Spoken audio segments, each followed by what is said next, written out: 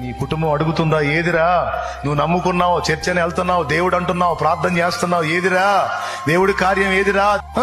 అడుగు, దేవుణ్ణి అడుగు. ఇట్లా అడుగుతున్నారయా నా కుటుంబం అన్ని జనులు. నీ శక్తి దిగి రాకపోతే వాళ్ళు ఎట్లా మారతారయ్యా?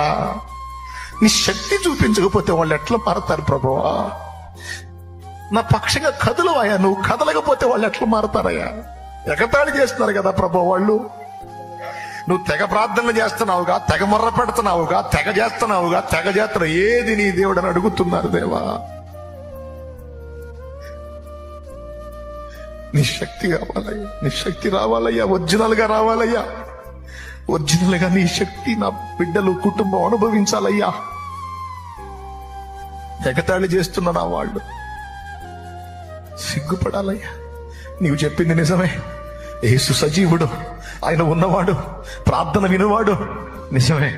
ఇదిగో నేను కూడా వస్తానని నీ వారు పరిగెత్తి వచ్చినట్లు దేవుని గోజాడు కన్నీరు